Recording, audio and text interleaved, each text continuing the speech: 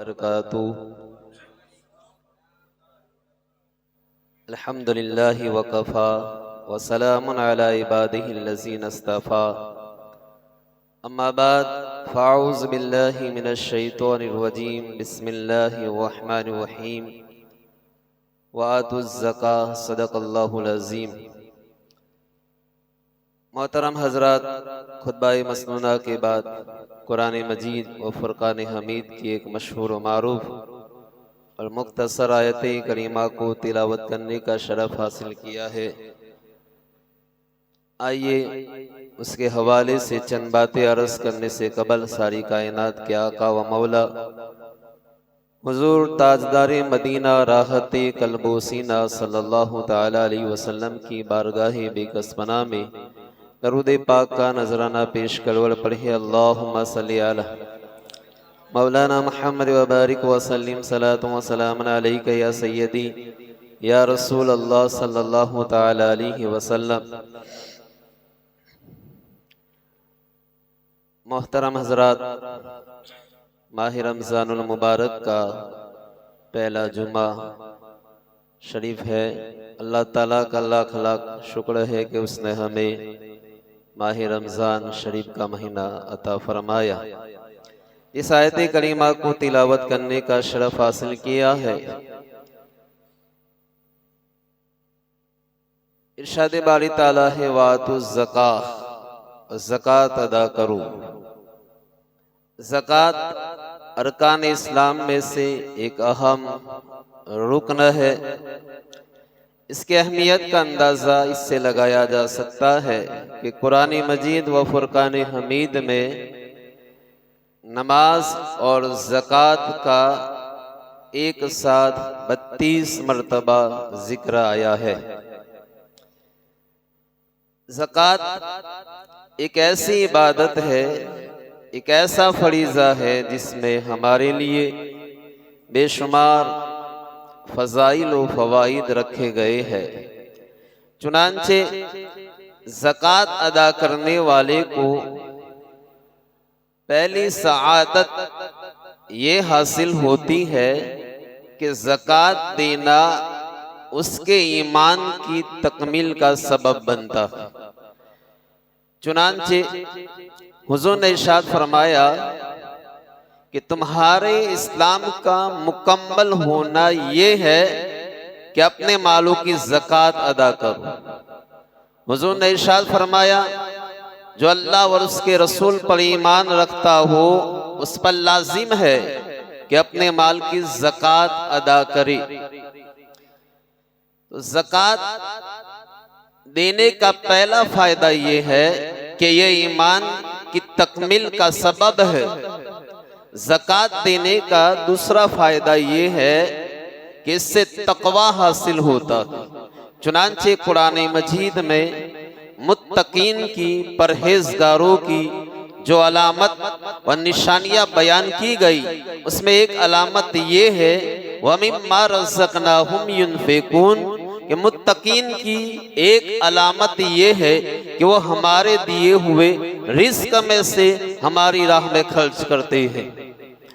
और ज़कात देने का तीसरा फायदा ये है कि उससे बंदा कामयाब लोगों की फहरिस्त में शामिल हो जाता है। इरशाद फरमाया वल्लज़ीना हुम लिज़्ज़काति फ़ाइलून, कि कामयाब वो है जो ज़कात देने का काम करते हैं। और चौथा फायदा ज़कात देने का ये है कि अल्लाह ताला ज़कात देने वाले की मदद फरमाता है। वला यंसुरन्नल्लाहु मन यंसुरुहु इन्नल्लाहा लक़विय्युन अज़ीज़। अल्लाह इरशाद फरमाता है कि बेशक जो अल्लाह के दीन की मदद करेगा अल्लाह ताला जरूर उसकी मदद फरमाएगा। और अल्लाह ताला गालिब हिकमत वाला है।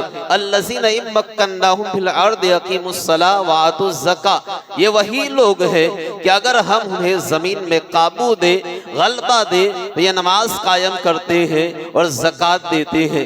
ज़कात का पांचवा फायदा ये है कि ज़कात की अदायगी से गरीबों की ज़रूरतें पूरी होती हैं और उनके दिल में खुशी दाखिल होती है। और किसी मुसलमान के दिल को खुश करना ये कितना बड़ा अमल है, कितना बड़ा सवाब और नेकी का काम है। हुजूर ने इरशाद फरमाया कि फराइज की अदायगी के बाद अल्लाह के नजदीक सबसे बड़ा अमल किसी मुसलमान के दिल में खुशी दाखिल करना है। तो ज़कात के बेशुमार फायदे हैं मोहतरम हजरात। आइए उसको गुफ्तगू को आगे बढ़ाते हैं। कारून का नाम आपने सुना होगा। ये मूसा अलैहिस्सलाम का रिश्तेदार था और बड़ा खूबसूरत आदमी था। बनी इस्राइल में तौरेत का बड़ा आलिम था, बड़ा मिलनसार बाअखलाक इंसान था। लेकिन देखिए दौलत और कंजूसी इंसान को कैसे तबाह व बर्बाद कर देती है कि अल्लाह ने उसे बेशुमार दौलत से नवाजा था, हत्ता के उसके खजानों की चाबियां 40 ताकतवर अफराद उठाते थे। जब अल्लाह ताला ने बनी इस्राइल पर ज़कात का हुक्म नाजिल फरमाया तो कारून मूसा अलैहिस्सलाम के पास आया और आपसे ये अहद किया, तय किया कि वो 1000 दीनार पर 1 दीनार, 1000 दिरहमों पर 1 दिरहम, 1000 बकरियों पर 1 बकरी बतौर ज़कात देगा।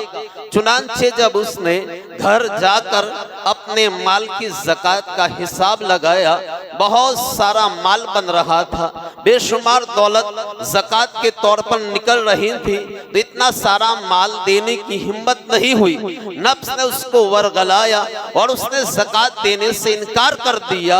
और यहाँ तक कि उसने बनी इस्राइल को जमा करके कहा कि तुमने हर बात में मूसा अलैहिस्सलाम की इताअत की है, हर बात मूसा अलैहिस्सलाम की मानते हो, अब वो तुम्हारा माल लेना चाहते हैं, बताओ अब क्या करना चाहिए। लोगों ने कहा कि तुम हमारे बड़े हो, जो चाहो हुक्म दो। कारून ने कहा फला बदकार औरत के पास जाओ और उससे कहो कि वो मूसा अलैहिस्सलाम पर बहतान लगाए, तोहमत लगाए और उसके एवज उसको इतना माल दिया जाएगा। चुनांचे कारून ने 1000 दिरहम, 1000 दीनार उस औरत को देकर इस बात पर राजी कर लिया कि वो मूसा अलैहिस्सलाम पर तोहमत लगाए।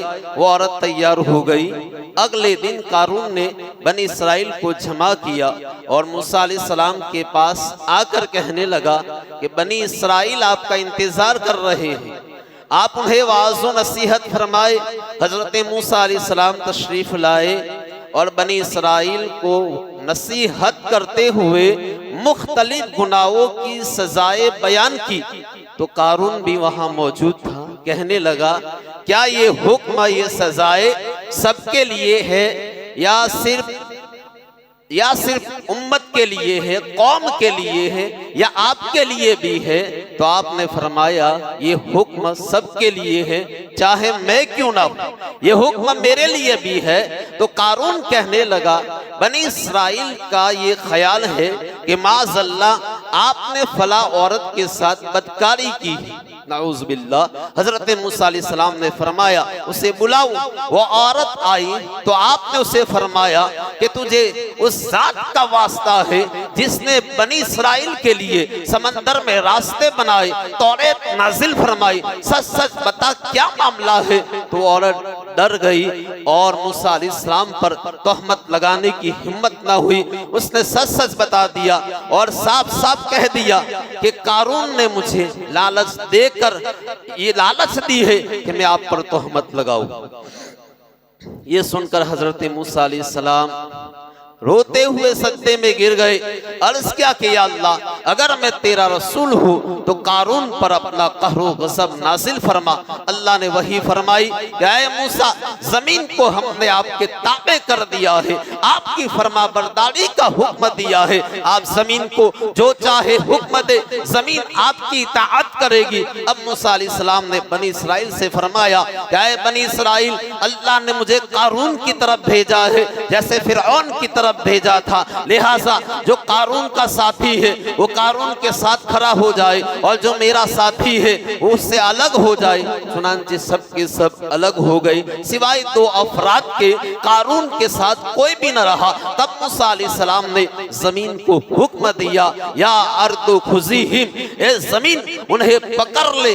तो वो घुटनों तक जमीन में धंस गए। आपने दोबारा यही फरमाया, कमर तक धंस गए। यही फरमाते रहे हत्ता के गर्दनों तक धंस गए। अब वो गिरगिराने लगे। कारून आपको अल्लाह का वास्ता देने लगा, मगर मूसा अलैहिस्सलाम ने कोई तवज्जो न फरमाई। वो बिल्कुल धंस गए और जमीन बराबर हो गई।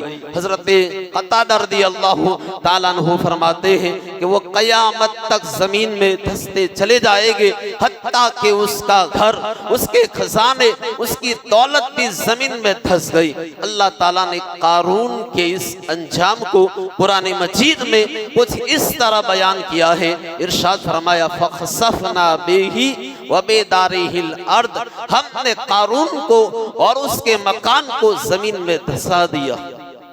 फमा कान लहू मिन फिअति यंसुरूनहु मिन दूनिल्लाह, तो उसके पास कोई जमात ना थी कि अल्लाह से बचाने में उसकी मदद करती। मोहतरम हजरात गौर करें, दुनियावी खुशहाली, मालो दौलत की रेल पेल, मालो दौलत की कसरत, ये अल्लाह के राजी होने की अलामत नहीं है, ये अल्लाह के खुश होने की अलामत नहीं है। अगर ऐसा होता तो अल्लाह की बारगाह में कारून का बड़ा मर्तबा होता। और ये भी मालूम हुआ कि मालो दौलत की लालच में मुब्तला होकर इंसान अपनी आखिरत को बर्बाद कर लेता है और अल्लाह ताला की नाराजी को मोह लेता है। मोहतरम हजरात याद रखो, माल और दौलत ये अल्लाह ताला की एक नेमत है और उस नेमत का सही इस्तेमाल ये है कि उसे राह खुदा में खर्च किया जाए, अल्लाह की राह में खर्च किया जाए, मदारिस में खर्च किया जाए, मस्जिदों में खर्च किया जाए, गरीबों पर खर्च किया जाए और सही तौर से उसकी ज़कात अदा की जाए। मोहतरम हजरात, तो ज़कात इस्लाम के अरकान में से एक अहम रुकन है। ये साहिब निसाब पर उसकी अदायगी लाजिम और ज़रूरी है। ज़कात ना अदा करने वाला सख्त गुनहगार, फासिक और फाजिर है। हजरात किराम आप गौर करें, सहाबाए किराम पर जब भी कोई हुक्म नाजिल होता, चाहे नमाज का हो, तो आप देखें सहाबा किस तरह कसरत से नमाज अदा करते हैं। ज़कात का हुक्म है, रोजे का हुक्म है, तो आप देखो शराब इस्लाम में मना नहीं थी। शुरू दौर इस्लाम में आहिस्ता आहिस्ता अल्लाह ने उसकी मनाई का हुक्म दिया, लेकिन आप देखें जिस दिन शराब की हुर्मत का हुक्म आया तो तमाम अहले मदीना ने मटकों को तोड़ दिया और मदीने की गलियों में शराब ऐसे बह रही थी जैसे पानी बह रहा था। मोहतरम हज़रात, किस कदर अमल का जज्बा था। कोई भी हुक्म नाजिल होता है, सहाबाए किराम किस कदर जज्बे से, शौक के साथ और उस पर खुशदिली के साथ अमल करते हैं। आप देखें जब ज़कात का हुक्म नाजिल हुआ तो सहाबाए किराम इस कदर खुशदिली के साथ ज़कात अदा करते हैं कि हदीसों में एक वाक़या मिलता है। हजरत उबई बिन काब फरमाते हैं कि एक मर्तबा सरकार अलैहिस्सलातु वस्सलाम ने मुझे ज़कात का माल वसूल करने के लिए भेजा। मैं एक सहाबी के पास गया और उनसे कहा कि सरकार ने मुझे ज़कात का माल वसूल करने के लिए भेजा है। तो उन्होंने अपना सारा माल मेरे सामने जमा कर दिया। सहाबी उबई बिन काब कहते हैं, मैंने उनके माल का हिसाब लगाया तो उनके माल में 1 साल की ऊँटनी बतौर ज़कात लाजिम आती थी। उस दौर में करेंसी की सूरत में ज़कात नहीं दी जाती थी। सोने की ज़कात सोने से, चांदी की चांदी से, जानवरों की जानवर से, इस तरह ज़कात दी जाती थी। तो सहाबी ने हिसाब करके बताया कि आपके माल में 1 साला ऊँटनी ज़कात लाजिम आती है, तो अपनी ज़कात में से 1 साल की ऊँटनी दे दो, क्योंकि तुम्हारे ऊँटों की यही ज़कात है। तो सहाबी जो थे उन्होंने कहा कि 1 साला ऊँटनी किस काम के आएगी, ना वो सवारी का काम दे सकती है, ना वो दूध दे सकती है। ये देखो बड़ी ताजा, मोटी, ताकतवर ऊँटनी है, इसे ज़कात में कबूल करे। तो उबई बिन काब ने कहा कि मैं हरगिज ऐसी चीज नहीं लूंगा जिसका मुझे हुक्म नहीं दिया गया। हाँ अलबत्ता हुजूर हमारे सामने करीब जलवागर है, अगर तुम्हारा दिल चाहे तो हुजूर की बारगाह में हाजिर होकर इसे खुद पेश कर दूं। उन्होंने कहा ठीक है। अब उसी ऊँटनी को लेकर चल पड़े। जब हम सरकार की खिदमत में हाजिर हुए, उन्होंने अर्ज की या रसूल अल्लाह, आपका कासिद मेरे पास ज़कात का माल वसूल करने के लिए आया। मैंने उनके सामने अपने तमाम ऊँट पेश कर दिए तो उनके ख्याल में मुझ पर सिर्फ एक साला ऊँटनी बतौर ज़कात लाजिम आती है। तो मैंने उनसे कहा कि एक साल की ऊँटनी क्या काम देगी, न दूध दे सकती है न सवारी के काम आ सकती है। लिहाजा मैंने एक जवान सेहतमंद ताकतवर ऊँटनी दी, लेकिन आपके कासिद ने लेने से इनकार कर दिया है। तो सरकार ने फरमाया तुम पर लाजिम वही है जो मेरे कासिद ने बताया है, लेकिन अगर तुम खुशदिली से ज्यादा उम्र की ऊँटनी देना चाहते हो तो अल्लाह ताला तुम्हें इस पर अजर अजीम अता फरमाएगा।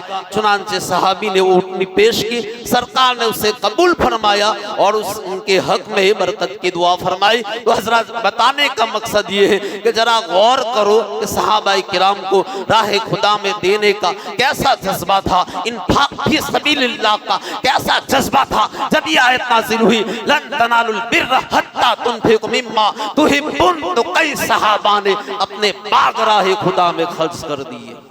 मोहतरम हजरात, तो एक सहाबाए किराम का जज्बा था। आज हमारा हाल क्या है? खुश दिली से ज़कात अदा करना तो दूर की बात है, हमारी अक्सरियत ऐसी है जो सिरे से ज़कात देती ही नहीं है। याद रखो कुरान मजीद व फुरकान हमीद में अहादीस करीमा में ज़कात न देने वालों के लिए सख्त वईद बयान की गई है। चुनांचे अल्लाह ताला ने इरशाद फरमाया कि अल्लज़ीना यकनिज़ूना ज़हब वल फिद्दा वला युनफ़िक़ूनहा फ़ी सबीलिल्लाह फ़बश्शिरहुम बिअज़ाबिन अलीम, कि जो लोग सोना और चांदी जमा करते हैं उसकी ज़कात नहीं निकालते, राह खुदा में खर्च नहीं करते, तो उन्हें दर्दनाक अज़ाब की खुशखबरी और बशारत दीजिए। और नबी करीम सल्लल्लाहु अलैहि वसल्लम ने इरशाद फरमाया कि 3 शख्स सबसे पहले दोज़ख में जाएंगे। उनमें एक वो मालदार है जो अपने माल में अल्लाह का हक यानी ज़कात अदा नहीं करता। तो आप जरा अंदाजा लगाइए कि ज़कात ये इस्लाम के अरकान में से एक अहम रुकन है, इसकी अदायगी लाजिम है। हुजूर पाक सल्लल्लाहु तआला अलैहि वसल्लम ने इरशाद फरमाया कि जो कौम ज़कात नहीं देती अल्लाह ताला उसको कहस साली में मुब्तला कर देता है। हुजूर ने इरशाद फरमाया कि खुश्की या तरी में यानी जमीन में या समंदर में कोई भी चीज कोई भी माल जाया होता है वो ज़कात न देने की वजह से जाया और तलफ होता है। हुजूर ने इरशाद फरमाया जब लोग ज़कात की अदायगी छोड़ देते हैं तो अल्लाह ताला बारिश को रोक देता है। अगर जमीन पर चौपाए ना होते तो बारिश का एक कतरा भी जमीन पर नाजिल न होता। हुजूर ने इरशाद फरमाया कि जिस माल में ज़कात का माल मिला होगा ये उस हलाल माल को भी तबाह कर देगा। मतलब ये है कि एक शख्स पर ज़कात लाजिम है, वाजिब है, उसने ज़कात नहीं निकाली और उसी माल में दूसरा माल भी मिला रहा तो ये हराम माल जो ज़कात का है उस हलाल माल को भी हलाक कर देगा।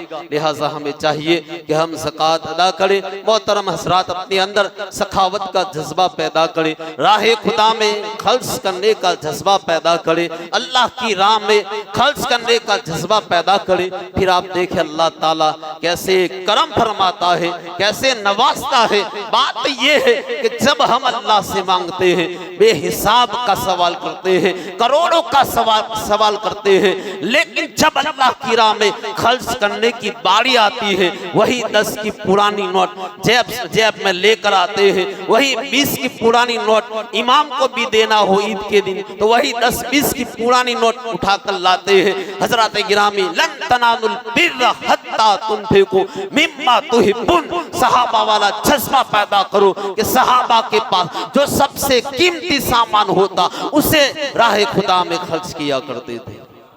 हुजूर अलैहिस्सलातु वस्सलाम ने इरशाद फरमाया कि बनी इसराइल में 3 शख्स थे, उनमें से एक बरस वाला यानी कोर वाला सफेद दाग वाला था, दूसरा गंजा था और तीसरा अंधा था।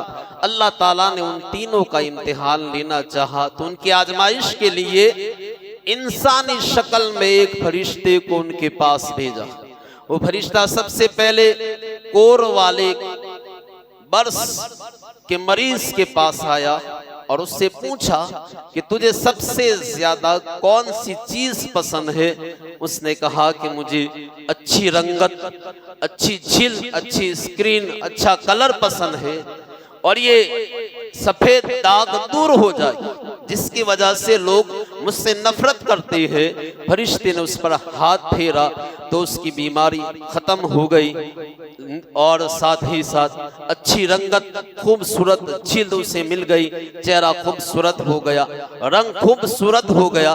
फिर फरिश्ते ने उससे पूछा कि तुझे कौन सा माल ज्यादा पसंद है। उसने कहा मुझे ऊंट पसंद है।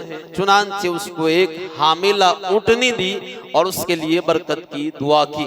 उसके बाद वो फरिश्ता गंजे के पास आया और उससे पूछा कि तुझे सबसे ज्यादा कौन सी चीज पसंद है।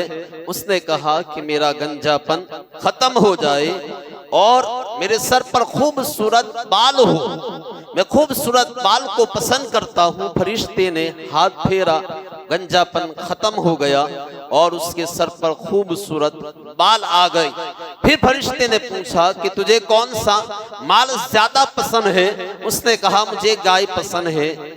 तो फरिश्ते ने उसको एक हामिला गाय दी और उसके लिए बरकत की दुआ की। अब वो फरिश्ता आखिर में अंधे के पास आया और उससे कहा कि तुझे सबसे ज्यादा कौन सी चीज पसंद है। उसने कहा कि मैं ये चाहता हूं कि मेरी आंखों की बीनाई वापस आ जाए। अल्लाह मुझे आंखों की बीनाई अता कर दे ताकि मैं इस दुनिया को देख सकूं, लोगों को देख सकूं। फरिश्ते ने हाथ फेरा, अल्लाह ने उसे बीनाई अता कर दी।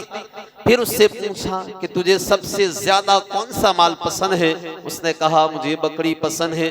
फरिश्ते ने एक हामिला बकरी दी और उसके लिए भी बरकत की दुआ की। अब तीनों के माल में इतना इजाफा हुआ, इतनी बरकत हुई कि एक के ऊंटों से, दूसरे की गायों से, तीसरे की बकरियों से एक एक मैदान भर गया।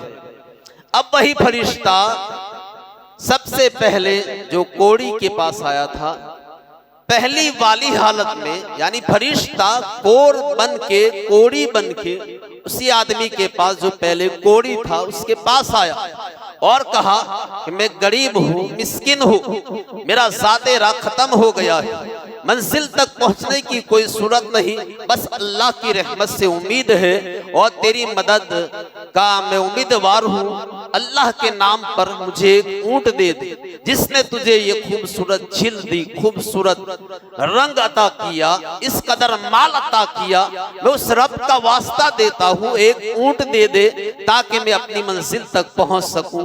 तो ये सुनकर उसने इनकार करते हुए कहा कि मुझ पर पहले ही बहुत सारी जिम्मेदारियां और हुकूक है, मैं तुझे नहीं दे सकता। फरिश्ते ने कहा मैं तुझे जानता हूँ, क्या तू पहले वही नहीं था जिसको कोर की बीमारी थी, लोग तुझसे नफरत किया करते थे, तू हकीर था, फकीर था, अल्लाह ने तुझे गनी कर दिया। तो कहने लगा कि नहीं, ये माल तो मुझे विरासत में मिला है, नस्ल दर नस्ल ये माल मुझ तक पहुंचा है। तो फरिश्ते ने कहा अगर तू अपनी बात में झूठा है तो अल्लाह ताला तुझे वैसा ही कर दे जैसा तू पहले था। अब वो फरिश्ता गंजे के पास उसी हालत में आया और उससे वही बात कही जो उस बरस वाले से, कोर वाले से कही थी, और उसने भी उसी की तरह जवाब दिया। आखिर में वो फरिश्ता अंधे के पास आया और कहा कि मैं तुझे उस रब का वास्ता देता हूँ जिसने तुझे खूबसूरत आंखें दी, तुझे देखने के लायक बनाया और ये तुझे माल दिया। उसने कहा वाकई मैं अंधा था, अल्लाह ने मुझे खूबसूरत आंखें अता फरमाई, मैं गरीब था, अल्लाह ने मुझे गनी कर दिया। आज तूने अल्लाह के नाम पर मांगा है, जितना चाहे माल ले ले, मैं तुझे मना नहीं करूंगा। फरिश्ते ने कहा कि तुम तीनों का इम्तिहान हुआ, अल्लाह तुझसे राजी हो गया और तेरे दोनों साथियों से नाराज हो गया। तो मोहतरम हजरात, अल्लाह ताला माल देकर भी आजमाता है, गुर्बत देकर भी आजमाता है। अल्लाह ताला चाहता तो सबको गनी कर देता, सबको मालदार कर देता, लेकिन उसने अपनी मशीयत से बाज को गरीब बनाया, बाज को दौलतमंद बनाया, ताकि गरीब को गरीबी के जरिए और मालदार को अमीरी के जरिए आजमाए कि कौन शुक्र करता है, कौन नाशुक्री करता है, कौन सब्र करता है और कौन बेसब्री करता है। तो हजरात गिरामी, अल्लाह ने आपको माल दिया है तो इस माल की सही मानों में ज़कात निकाले, शरई तकाज़ों को पूरे करते हुए माल निकाले और इसी तरह राह खुदा में खर्च करे, मस्जिदों को आबाद रखे, मस्जिदों में खर्च करे, मदारिस में खर्च करे और गरीब रिश्तेदारों का भी आप पर हक है कि उनको भी ज़कात की अदायगी करे। मोहतरम हज़रात, 10 रमज़ानुल मुबारक को हज़रत उम्मुल मोमिनीन खदीजतुल कुबरा रज़ी अल्लाह ताला अन्हा का यौम विसाल है। चूँकि माह रमज़ान में बेशुमार उन्वानात है, बेशुमार हमारे सामने मौज़ूआत हैं, कई विषय है जिस पर हम गुफ्तगू कर सकते हैं, लेकिन चूँकि खुतबा जुमा में 2 मौजू को एक साथ नहीं बोला जा सकता, इसलिए 1-2 बातें हज़रत उम्मुल मोमिनीन खदीजतुल कुबरा रज़ी अल्लाह ताला अन्हा के हवाले से अर्ज करके गुफ्तगू ख़त्म करूँगा। हज़रत खदीजतुल कुबरा कोई मामूली शख्सियत, आप मोमिनों की माँ और प्यारे मुस्तफ़ा की ज़ौज़े मुतहरा है। हज़रत फ़ातिमा ज़हरा और दिगर शहजादियों की वालिदा इमाम हसन और इमाम हुसैन की नानी का नाम खदीजतुल कुबरा है। आपकी खुसूसियात में से एक खुसूसियत ये है कि आपने औरतों में सबसे पहले इस्लाम कबूल किया। आपको हुजूर की सबसे पहली ज़ौज़ा होने का शरफ हासिल है। अल्लाह ने आपको जिब्रील अमीन के जरिए सलाम भेजा। आपने हुजूर की सोहबत में कमो बेश 25 साल तक रहने की सआदत हासिल की। आपने शैबे अबू तालिब में हुजूर के साथ कैद होकर रिफाकत और मोहब्बत का मिसाली नमूना पेश किया। आपने अपनी सारी दौलत मुस्तफ़ा के कदमों पर ढेर कर दी। आपकी कब्र में खुद मुस्तफ़ा उतरे और अपने दस्ते अक़दस से आपको उतारा। तारीख में आपको ताहिरा सिद्दीक़ा जैसे अज़ीमुश्शान अलक़ाब से याद किया जाता है। आप हुजूर की महबूब तरीन ज़ौज़ा है। आपकी हयात में मुस्तफ़ा ने किसी और से निकाह नहीं फरमाया और आपको जन्नत में शोरो गुल से पाक जन्नत की महल की खुशखबरी सुनाई गई है। तो ये शान है हज़रत खदीजतुल कुबरा रज़ी अल्लाह ताला अन्हा की। मोहतरम हज़रात, हज़रत खदीजतुल कुबरा की अज़मत व शान का अंदाज़ा इस रिवायत से भी लगाया जा सकता है कि हुजूर अलैहिस्सलातु वस्सलाम जब गारे हीरा में इबादत के लिए तशरीफ ले जाया करते थे तो एक दिन जिब्रील अमीन ने हुजूर की खिदमत अक़दस में हाजिर होकर अर्ज़ किया कि या रसूल अल्लाह, जब सरकार गारे हीरा में होते और वहाँ इबादत करते तो हज़रत खदीजा रोजाना हुजूर के लिए, जिसको हम टिफिन कहते हैं, खाना पहुँचाया करती थी। तो एक दिन सरकार गारे हीरा में थे, जिब्रील अमीन आए, अर्ज़ की या रसूल अल्लाह, ये खदीजा आ रही है, उसके हाथ में बर्तन है जिसमें खाना है। जब वो आपके पास पहुंचे तो उन्हें अल्लाह ताला का और मेरा भी सलाम कहिए।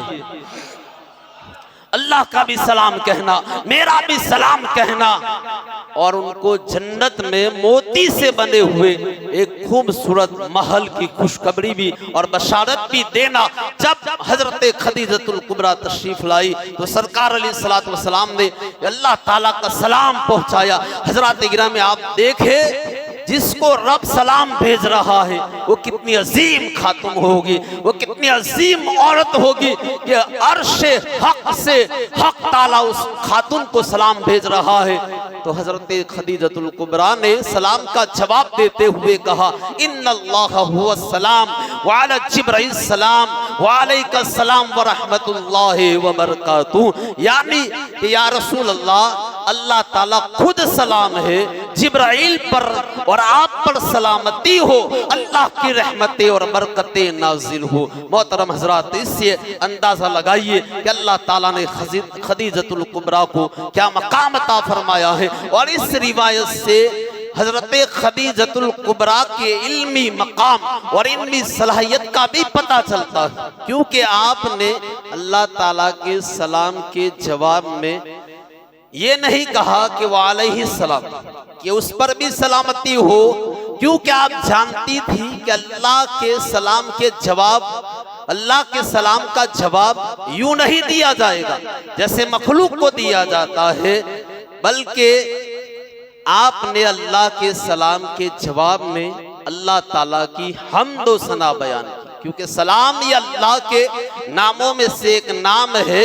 तो आपने अल्लाह की हम्द व सना बयान की, फिर जिब्रील अमीन और हुजूर की बारगाह में जवाब अर्ज किया। तो इससे पता चला कि सलाम भेजने वाले के साथ साथ सलाम पहुंचाने वाले को भी जवाब देना चाहिए। अब आखिर में सलाम, अगर किसी ने आपको सलाम भेजा है कि फला ने आपको सलाम भेजा है, तो इसके जवाब का तरीका यह है कि पहले सलाम पहुंचाने वाले को सलामती की दुआ दी जाए, फिर जिसने सलाम भेजा है उसको सलामती की दुआ दी जाए। मिसाल के तौर पर किसी ने कहा कि फला ने आपको सलाम भेजा है, तो उमूमन हम यही कहते हैं वालेकुम अस्सलाम, या अक्सर लोग जवाब नहीं देते, जबकि जवाब देना वाजिब है। और जवाब किस तरह देना है? अलैका व अलैहिस्सलाम, यानी तुझ पर भी सलामती हो और उस पर भी सलामती हो। तो हजरत गिरामी,